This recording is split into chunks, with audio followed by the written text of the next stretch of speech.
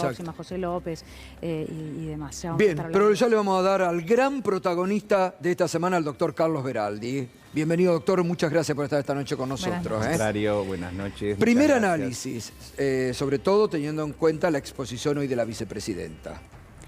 Bueno, voy a repetir una frase que se decía desde el lado de la acusación. Lo de hoy fue contundente, porque no es solo dar argumentación jurídica, sino anclar ese discurso en los hechos y en la prueba. Y otra frase de la acusación, en el sentido común.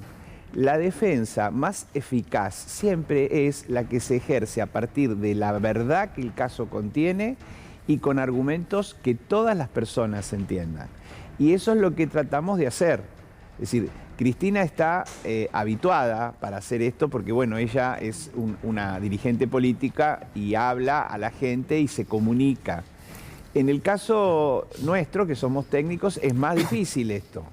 Pero hicimos un gran esfuerzo para que se entienda y que cualquier persona que quiera saber qué pasó en esa causa, con mirar el alegato, ir ficha por ficha, placa por placa, cada una de las cosas que se fueron presentando, puede tener un resumen muy objetivo y ver esto, que era lo que queríamos patentizar. La Fiscalía versus la prueba, no versus la defensa, era versus la prueba, o de otra forma, versus la verdad. Y que cuando uno ve eso en el marco de un juicio oral y público, las posibilidades que existen de cometer irregularidades, arbitrariedades, cosas injustas, se reduce notablemente. Cuando estábamos en la etapa de la instrucción, esto era, diríamos, moneda corriente. Nosotros planteábamos cosas y hacían lo que querían. En un juicio oral, patentizado de la manera que quedó, bueno, eso ya es mucho más difícil. Paradójico y llamativo para muchos de nosotros lo que se plantea, lo que usted muy bien planteaba como dos partes, una primera que incluía un apagón informativo al Congreso de la Nación. Digo paradójico en el momento que da la sensación de que el apagón informativo fue hacia afuera, ¿no?, de algunos medios de comunicación, pero donde incluso se llegó a inventar una reunión como parte del operativo limpieza, que tal vez no todo el mundo se haya enterado de esto que sucedió, y donde usted pudo contrastar frente al alegato de Luciani una reunión con Lázaro Báez que efectivamente nunca se concretó porque Cristina no estuvo ahí. Claro, exactamente. Bueno, yo esto lo expliqué. La acusación tenía, en lo que se refiere a la asociación ilícita, una estructura. Es decir, decían que la asociación ilícita se probaba con una serie de hechos.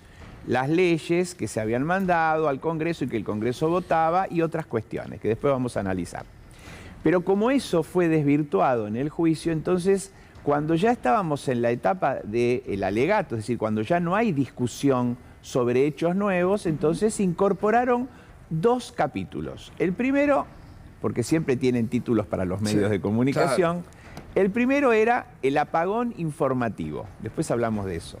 Pero el más espectacular era el operativo Limpien Todo, que básicamente consistía en que en los últimos días del gobierno de Cristina Kirchner se había emprendido, diríamos, una acción convergente. Por un lado, darle plata a Santa Cruz para que Santa Cruz terminara pagándole a Báez, eventualmente, como dicen ellos, cosas que no corresponden.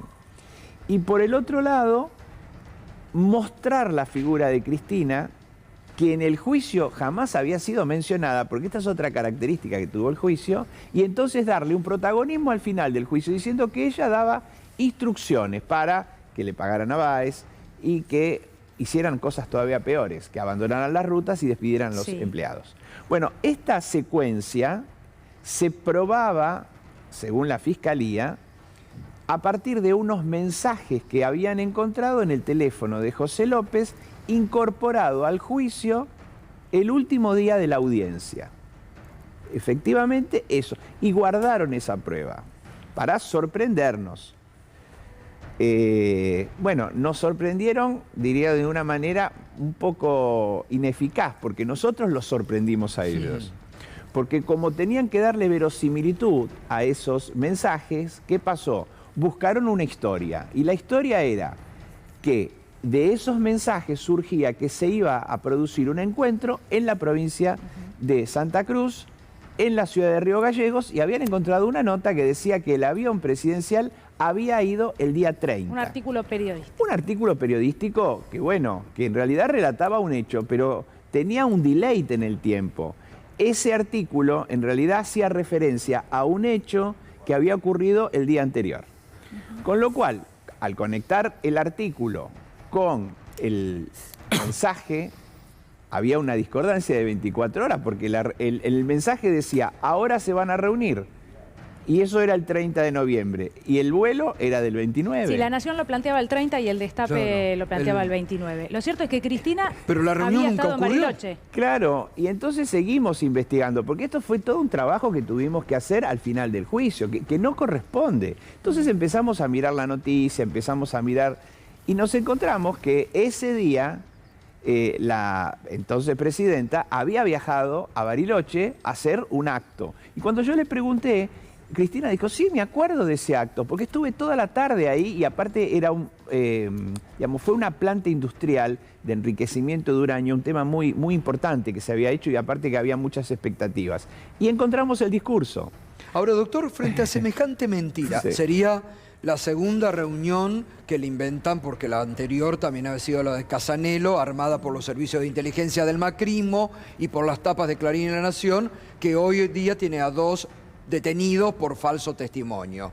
Esta sería, frente a semejante mentira, dado por la Fiscalía, ¿cómo se sigue? ¿Cómo puede seguir adelante un juicio cuando ya hay una prueba que fue totalmente como las que usted hizo, desmoronada por la defensa?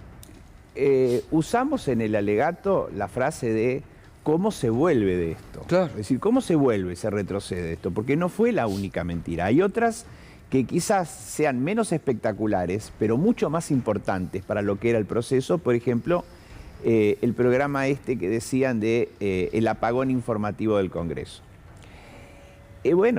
Esta es la responsabilidad con la que cada una de las partes se mueve en un juicio.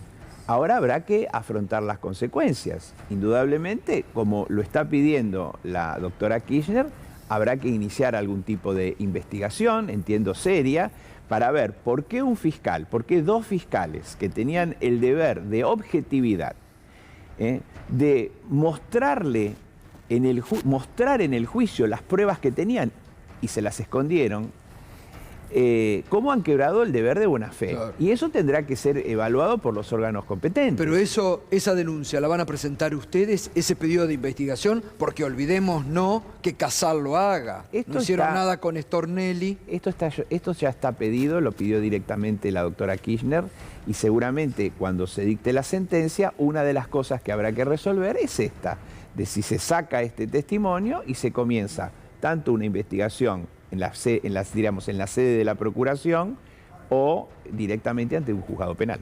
Irina. ¿Qué tal? Buenas noches. Hola. Una cuestión vinculada con esta supuesta reunión inventada con Lázaro Báez, es que se hablaba de, o sea, el operativo de limpieza era para pagarle supuestamente a Báez, ¿no? Me interesaba que explique esto del pago que no se hizo, ¿no? Claro, claro, porque cuando uno tiene, diríamos, quizás voy a usar una frase que por ahí es un poco ampulosa, pero era licencia para mentir. Así como 007 tenía licencia para matar, aquí era licencia para mentir y decir cualquier cosa. Una de las afirmaciones era, a Báez no se le debía nada cuando terminó el gobierno. Y además que se aumentaban constantemente las partidas para que estuviesen los fondos disponibles para efectuar los pagos. Con un trabajo que realmente nos llevó muchísimo tiempo, pudimos determinar que durante todo el año 2015, las partidas presupuestarias que el Congreso había asignado a la provincia de Santa Cruz habían sido reducidas por el Poder Ejecutivo. Es decir, no es que el Poder Ejecutivo aumentaba, sino que bajaba las partidas. ¿Y por qué es esto? Porque indudablemente en ciertos momentos el gobierno va sacando, el Poder Ejecutivo va sacando partidas de un lado y lo va afectando a otro. Y acá se habló siempre de que Santa Cruz era la privilegiada, y no era así. Entonces hicimos toda la trazabilidad de las resoluciones administrativas, que son más de 20 o 30, y fuimos viendo cómo se retiraban fondos. Pero había una que era muy importante y que es la que se produce el día 25 de noviembre. ¿Por qué digo esto? Porque el plan Limpiar Todo había empezado el 23.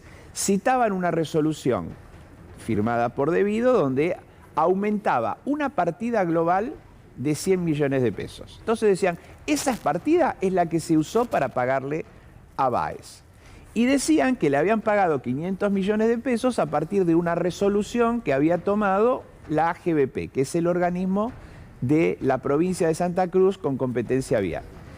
Bueno, vimos la resolución del organismo provincial y esa no era una resolución que pagaba nada. Decía, hay que poner en funcionamiento unos certificados para pagarle.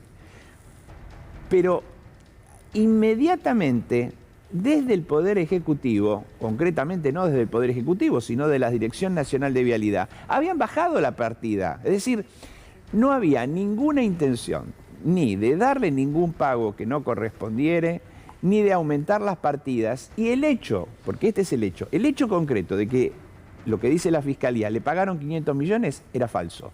Seguimos de ahí para adelante y fuimos al sistema que tiene la Dirección Nacional de Vialidad, que lo acompañó Iguacel, y muestra que esos certificados que estaban supuestamente pagos nunca se pagaron.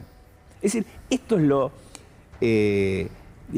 claro. Porque si yo empiezo a hacer una construcción jurídica y digo, no, porque el autor dice tal cosa o el fallo dice tal cosa, ahí empezamos en una discusión. Acá es Fiscalía contra la prueba.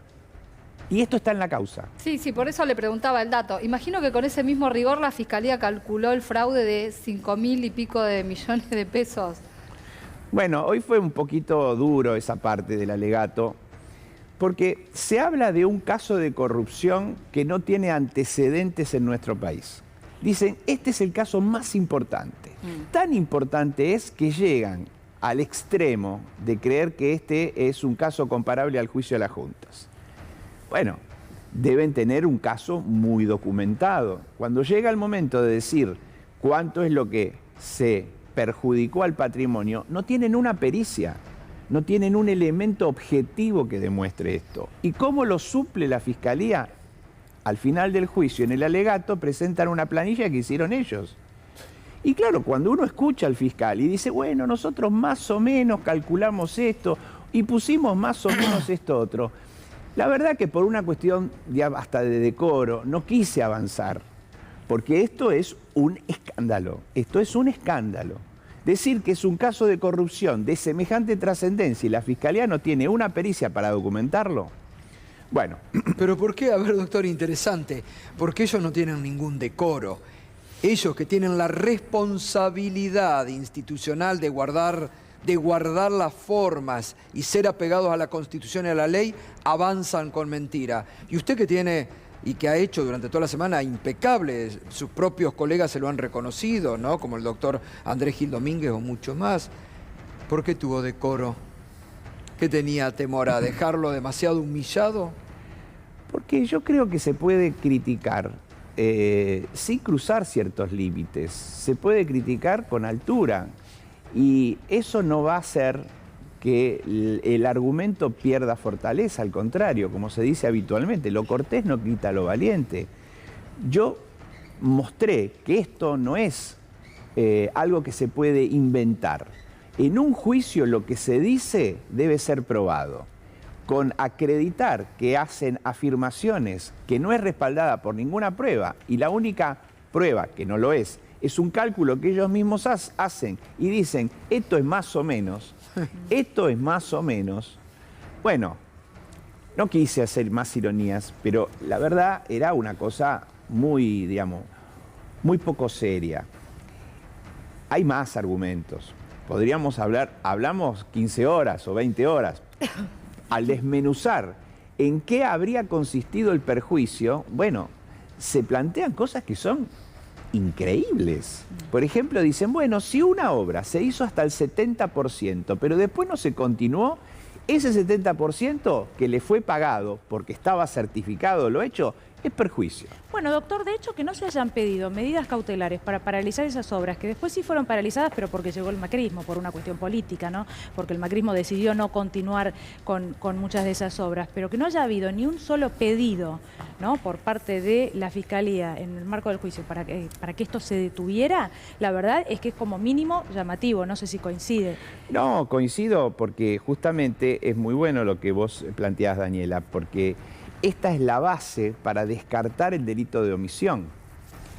El delito de omisión, cuando se le imputa a un presidente de la nación, en primer lugar, tiene que fundarse en que exista una norma que dice, bueno, tiene que actuar.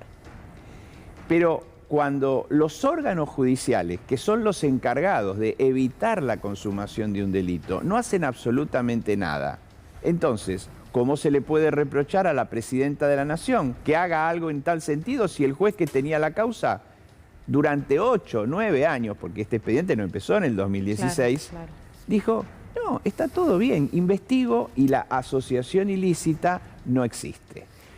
Pero como vos planteás, después de que este expediente ya en el año 2016 se empieza a tramitar, ¿qué pasó? ¿Pedían medidas cautelares? Bueno, sí, hubo embargos. Pero lo que plantea la presidenta, la expresidenta, en cuanto a que nunca hubo en esfera administrativa un avance para declarar la nulidad de todo esto, es muy contundente también. Porque el derecho penal no es una isla, forma parte, como ella bien lo explicó, por eso digo, la capacidad que tiene para hacerlo gráfico y que todo el mundo lo entienda, es decir, un ordenamiento jurídico es un todo coherente, tiene la Constitución y los distintos códigos. Todo tiene que funcionar de manera armónica y acá eso brilló por su ausencia. Ahora, doctor, ¿qué tal? Buenas noches. Hola. Uno escuchó distintos testimonios en el juicio oral, distintos testigos, puedo citar algunos, ¿no? Peritos de vialidad como Justo Pastor Romero, que dice: la primera resolución de Iguacel fue Santa Cruz, le pedimos más tiempo para auditar todas las provincias y entender un poco mejor la dinámica. Gana el contratista de esa provincia por ventajas de competitividad, no gana, qué porcentaje de avance hay en las distintas provincias y demás. Le dijeron no, solo Santa Cruz. Lo llaman a Wagner, titular en ese entonces de la Cámara de la Construcción. Dice: ¿ustedes recibieron denuncia de que efectivamente eran favorecidas de esta manera estas empresas? Dice no. Lo llaman a Chediak, dice no. Lo llaman a Calcaterra, el primo de Mauricio Macri, ahora sí, también dice no. ¿Dónde está todo eso presente en el alegato de la Fiscalía? ¿Se puede ignorar? Digo, arbitrariamente, ¿puede decir la Fiscalía, esto no me sirve, lo dejo de lado? No, para nada. Eso es una de las primeras reglas que tiene un fiscal, que es no solamente evaluar la prueba de cargo, si es que la tiene, sino destruirla de descargo. Es decir, aquellos que dicen tu hipótesis delictiva no existe, entonces tenés que controvertirla y decir, no, estos testigos mienten, se equivocan, son inexactos. Forman parte de la asociación ilícita, lo que fuera. Lo que quiera. Lo que no se puede es ignorarlo. Mirá, ellos nos trajeron al final del juicio otro argumento, que era que el lawfare no existía. Y esto que hicieron ellos es lawfare. Exactamente, la acusación, y esto fue lo último que planteé en el alegato, es un caso paradigmático de lawfare. ¿Por qué? Porque en el lawfare se razona de esa manera.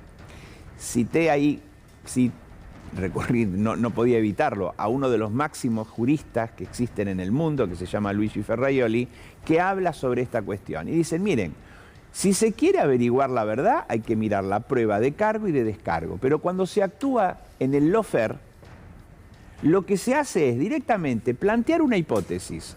Esa hipótesis es la que se sostiene y no importa si aparece prueba o no aparece prueba. Esto se mantiene hasta el final. Y agarro los elementos que me convengan para llegar a esa conclusión. Y los otros los ignoro. Esto es lo que no se puede hacer. No se puede ignorarlos. Puedo cuestionarlos, pero no puedo ignorarlos. Mucho peor, si quien lo hace tiene el deber de objetividad impuesto por la ley. Porque el Ministerio Público no es un particular. El Ministerio Público, la Fiscalía, es un órgano del Estado. Le pagamos nosotros el sueldo para que cumplan una función. Y esa función tiene que hacerse conforme al principio de legalidad, que es lo que acá se vulnera. Ahora, usted dice, como bien dijeron, este no es un caso de lawfare, pero fíjese que en el mismo razonamiento y prejuzgando, porque ya él formó parte de este lawfare en la Argentina, Lorenzetti dice lo mismo semanas atrás. No, acá no hubo ningún caso de lawfare, todas las instancias llevaron muy bien la causa. Bueno, discutimos con hechos, no con palabras. Con palabras, decimos todos. Están los hechos. En el punto final del alegato, como dijeron que no había lawfare y encima habían citado al Papa, sí, pusimos al Papa también, exacto, la opinión del Papa. Es decir, ¿qué habla sobre esto? Sí, que es tremendo, ¿no? Y que es tremendo, como también son tremendas las afirmaciones y las evaluaciones que hacen los organismos de derechos humanos. Pero yendo de lo general a lo particular, algo que estuvimos haciendo todo el tiempo en el alegato. Bueno, estos son los conceptos generales. Vamos a los casos. Y entonces, si uno hace una descripción objetiva de todos los procesos, no OTESUR, los sauces, memorándum, dólar futuro, vialidad, etcétera, y va puntualizando, se da cuenta que en estos procesos se han violado todas y cada una de las garantías constitucionales. Pero debo reconocer también que al llegar estas causas a los tribunales orales han tenido en varias situaciones una resolución acorde a derecho. La causa del dólar futuro hoy está sobreseída, la causa del memorándum está sobreseída y ese sobreseimiento está apelado, y lo mismo pasa con los sauces y OTESUR. Están recurridos, pero hubo decisiones de los tribunales orales que pusieron las cosas en su lugar. Bueno, porque ahí se dieron cuenta en estas tres causas que usted bien marcó, donde no había ningún elemento incriminatorio. Entonces acá podríamos pensar lo mismo, porque lo analizamos con Daniela, con esta semana, tanto con Irina y con Juan, Pablo en otras instancias del canal. Decimos, bueno, a ver, ¿qué cara van a tener? Sí, por sin más embargo, que les Gato, marquen de mirá, dar a conocer una condena cuando jurídicamente usted, la vicepresidenta hoy, los han desbaratado en la mentira organizada. Déjame sumarte algo a tu pregunta, porque además hay algo que acá también es llamativo, y es que hubo algunos elementos ya juzgados y con sobreseimientos en OTESUR y en los sauces, ya que el Gato lo menciona, que son incluidos en esta causa también, o intentan ser incluidos en esta causa cuando ya hubo un sobreseimiento sobre esos hechos. Mira, eso todavía es más grave. ¿Por qué? Cuando las causas estas, OTESUR, los sauces, vialidad, estaban en la etapa de instrucción, decían, cuando lleguen al juicio, vamos a hacer un mega juicio, vamos a hacer un único juicio. Bueno, nosotros no teníamos inconveniente, además, siempre nosotros pedimos ir al juicio oral. Bueno, cuando llega la causa de vialidad, llega a un tribunal, después la de los sauces y OTESUR llega a otro tribunal. Quieren unificarla, y el tribunal... este tribunal dice, pero de ninguna manera, porque los plexos probatorios, es decir, la prueba que estos casos tienen, son totalmente independientes. Y la Fiscalía dice, sí, tienen razón, son totalmente independientes. Llegamos al final del juicio y nos traen toda la prueba de los sauces y OTESUR diciendo, no, es lo mismo, el plexo probatorio, la prueba es común. Bueno, nosotros no podíamos discutir esto porque ya estaba metido en el juicio. Entonces lo analizamos y volvimos a ver que todos esos, o casi todos esos elementos, contratos que habían existido entre la familia Kirchner y Lázaro Báez o alguna de sus empresas, algún préstamo, habían pasado todos por el control judicial en el año 2008, 2009, 2010, claro, y habían sido sobreseídos. Entonces, miren, no es que no se pueden incorporar, sino que ya fueron resueltos por la justicia. Además ya hubo una decisión judicial. Pablo. Sí, sintetizo un poco lo que estaban diciendo Daniela y el Gato en esta frase, hoy la mencionábamos de la sentencia está firmada. ¿Sí? Se instaló un poco esa idea. Desde la convicción, desde el trabajo, desde la información y el alegato. ¿Cree que eso hoy ya no es así? Yo nunca hice futurología. Esta es la verdad. Yo nunca dije que la sentencia estaba firmada, sí tenía ciertas aprehensiones porque había una serie de decisiones previas que nos venían siendo desfavorables. Pero algo de experiencia tengo en esto. Y sé que cuando se da, es como en una pelea, la pelea termina cuando suena la campana. Y acá faltaban, desde aquel momento en que se dijo eso hasta ahora, muchos rounds. Y eso es lo que yo quería esperar. Quería esperar llegar hasta el final del juicio y ahora tengo la expectativa que me da lo que surge del trabajo. No es que yo soy un optimista, ni tampoco soy un pesimista. Yo vi el trabajo que pudimos concretar, cómo se presentó, el impacto que tuvo, porque la verdad tuvo un gran impacto, pese a que tenemos apagón informativo por parte de los medios de comunicación que piensan distinto. Y entonces tenemos una expectativa de que se haga justicia, que por eso yo cerré hoy mis palabras, mi alegato, con esa frase. Si acá no hay corrupción o justicia, acá hay justicia. Y lo que nosotros queremos es que el tribunal haga justicia. ¿Esas son las pruebas?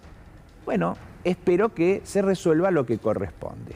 Doctor, hoy la vicepresidenta de la Nación dijo, y esto no tiene que ver con la causa vialidad puntualmente, pero sentirse indefensa, ¿no? No podemos dejar pasar en paralelo a la causa lo que ha sucedido y que hace un par de semanas le apuntaron a la cabeza, intentaron matarla, hubo un atentado. Ella hace una referencia muy puntual a lo que sucede en lo legislativo y a esta relación entre el legislador Torres, el doctor Marano y la defensa que hacen de uno de los acusados, justamente de Nicolás Carrizo. Y cierra esto hablando de una legitimación, y esto es algo muy grave, que hace la justicia de los discursos del odio. Yo le sumo a esto a cierto sector de la oposición y a ciertos medios de comunicación también, que han invitado a personas de este círculo, bueno, y avalando de alguna manera estos niveles de violencia. ¿Usted lo ve de la misma manera? Porque la verdad, ya esto excede a Cristina Fernández de Kirchner y tiene que ver con todos nosotros como sociedad, ¿no? Esa legitimación de esos niveles de odio y agresión. Es una cosa que ha ido increciendo en la Argentina y de alguna manera hay que ponerle un coto a esto. Hay que tratar de trabajar para la pacificación, hay que trabajar bajando los discursos de odio. Es difícil, yo sé que es difícil, porque si se presenta, por ejemplo, y todos lo vemos, que hubo un atentado contra la vida de la presidenta y dicen es un montaje, y el nivel de irracionalidad que tienen estas cosas es muy difícil de superar. Pero desde nuestro lugar lo que hay que transmitir constantemente y no bajar los brazos es basta de violencia. Por eso, desde nuestro lugar en el juicio, lo que hicimos es eso. Claro. Ni gritar, ni empezar a insultar a nadie, es mostrar las cosas porque esa fue nuestra contribución. Es nuestra contribución. Al alegato de política le respondieron con las pruebas. Y con un tono mesurado, claro, porque se puede decir las cosas, insisto, de una manera clara y con altura. Ahora, doctor, ¿siente que se ve reflejado eso en la política, en el Poder Judicial y demás? Porque a mí me da la impresión, entramos en un terreno más de opinión, si se quiere, pero a mí me da la impresión que nada cambió respecto a lo que pasó el 1 de septiembre. Cuando uno prende la televisión, cuando uno ve la tapa del diario, cuando uno escucha a los referentes políticos de la oposición, muy rápidamente volver a colocarse incluso en el papel de víctimas, cuando la persona a la que le apuntaron con un arma en la cabeza es a Cristina Kirchner. Es posible que sea como vos lo estás planteando, es posible. Si uno toma como parámetro lo que opinan los dirigentes de la oposición, al contrario, hasta por ahí algunos se burlan. Pero yo no creo que eso sea la Argentina. La gente creo que tomó dimensión. Y cuando hablo de la gente es con lo que me puedo encontrar yo por la calle o vos. Es decir, la gente vio que hay algo distinto de lo que habíamos visto antes. Un hecho de violencia que nosotros no conocíamos. Sí conocemos los que somos más, vamos a decir, viejos, porque lo vivimos en la década del 70, en la época de la violencia, pero después de la recuperación de la democracia, esto no se había visto nunca. Y más allá de que exista discurso del odio, su multiplicación en los medios de comunicación, a mí me parece, no tengo certezas, que la gente empieza a entender y que esto no lo quiere más. Me da la sensación de hartazgo que tiene la gente. Por supuesto que hay millones de problemas, porque hay millones de cuestiones, la inflación, en fin, que los sueldos no alcanzan, todo eso. Pero cuando uno ve que en un país uno de los valores que tenía es que no existieran esos crímenes o intentos de crímenes institucionales, y yo pienso que eso es lo que hace que uno empiece a reflexionar y no dejarse llevar por el discurso del odio. Bueno, es esperanzador lo que por ahí plantea. es una expresión de deseo. ¿Por qué digo esto? Y perdón, Juan, algo con vos, pero porque la verdad que yo todo el tiempo trato de establecer el paralelismo de lo que ha sucedido en Brasil, por ejemplo, con el expresidente Lula, y la verdad que ahora, pasados 4 años, lo que se juega en esta elección tiene más que ver con lo económico y ya no con el sello y la palabra corrupción, y lo que sí fue acá en la República Argentina también un caballito de batalla, ¿no? Y en los medios de comunicación. ¿Le parece que es cíclico? Esa es mi pregunta. Si es algo cíclico y que tal vez esté dando vuelta la cosa, eso que dio resultado en la elección de 2015, hoy ya, y no le pregunto por resultado electoral, sino que ya no esté tan presente en la gente, eso es lo que entiendo que está planteando. Puede ser. Si queremos hacer una evaluación del panorama electoral del año que viene, creo que estamos muy lejos. Yo me tomo de que usted dice que es esperanzador que la gente esté empezando a ver otra cosa y a preocuparse por otras cosas, por eso como mencionaba la economía. Puede ser. Aquí, la verdad, en el análisis uno a veces comete errores porque cree que en la realidad está lo que uno quiere. Yo quiero eso. No sé si esto se refleja así, pero creo que la sociedad argentina tiene que ir hacia un nivel de mayor racionalidad, preocuparse por los problemas que son verdaderamente acuciantes que tenemos. Y el tema de la violencia y el tema de la convivencia pacífica es algo que forma parte del pacto democrático. Y eso es lo que no tenemos que perder. Después, si baja o no baja la inflación, no sé, esos son los técnicos económicos lo que pueden decir. Sí, sin duda. Hay un tramo ahí que me parece interesante con el tema de la violencia. Y voy a aprovechar su cercanía de haber trabajado con Cristina en todo este tiempo. Sí. Usted, entre antes y después del ataque, desde de compartir, de trabajar con ella, de estar llevando la causa, ¿notó cambios, percibió desde lo personal, desde su comportamiento? Ella, ¿cómo la vio? Es casi una pregunta más personal que desde el punto de vista jurídico. ¿Cómo siguió, cómo vio ese proceso? Porque tiene que ver con la violencia y cómo impactan los hechos de violencia. Yo lo único que noté, y esto es muy percepción, una situación de tristeza. Tristeza, como que está triste por lo que pasó. Más allá de si se preocupa, si no se preocupa, si aumenta la custodia o no aumenta la custodia, es tristeza que haya pasado esto. Pero es una percepción mía. Esto se lo tendrían que preguntar a ella. Yo sé que no da reportajes, pero esto es lo que yo noté. Que había una situación de una persona que siempre es de un optimismo y de una energía extraordinaria, como que me dio esa sensación. Pero es una sensación que tengo y no sé qué valor tiene. Bueno, hoy en un momento eso lo dejó traslucir porque dijo, estamos mal y vamos mal con esta situación. Cuando dijo, me trajeron de los pelos a esta causa, pero trajeron de pelos a la Constitución. Pero una cosa son las penurias judiciales que pasaron y que vienen desde el año 2016 y que las afronta con una valentía y una entereza que yo no le he visto a nadie. Porque es muy difícil que le digan a una persona, tenés una asociación ilícita, te quedaste con la plata de los argentinos, firmaste un memorándum de traición a la patria. Son cosas terribles las que le imputan. Y ella nunca se doblega, nunca. Esto es algo distinto. No sé, a veces cuando uno está muy próximo a la muerte, es como que cambia su manera de ver. Y lo único que yo puedo decir, y lo digo, y me hago cargo de esto porque es una impresión, tristeza, por decir, ¿por qué llegamos a esto? ¿Por qué el nivel de odio no puede bajar? Porque si algo debió haber contribuido ese hecho tan dramático, es decir, bueno, hasta acá llegamos, pongámonos de acuerdo. Pero está todo relacionado con todo, doctor. Todo tiene que ver con todo, hoy lo dijo Cristina. La línea comenzada el 2015 termina con el intento de matarla. Porque la quisieron meter presa, no pudieron. La quisieron proscribir políticamente, no pudieron. La quisieron correr, la sociedad la eligió vicepresidente. ¿Qué les quedaba? Pegarle un tiro en la cabeza. Cuando ella dice, yo hasta el 1 de septiembre pensaba que la cosa era una forma, pero ahora me doy cuenta que es de otra cosa. Puede ser.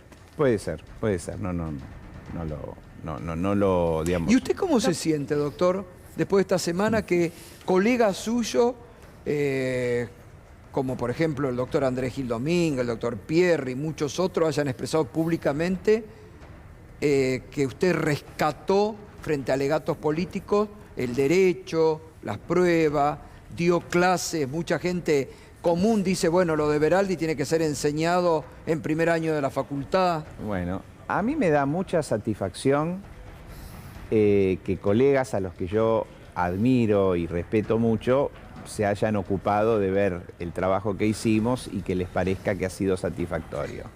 Pero es lo que hago siempre. Sí, o sea, es verdad. ustedes lo que vieron hoy es algo que está magnificado por la potencia que tiene el Sí. caso.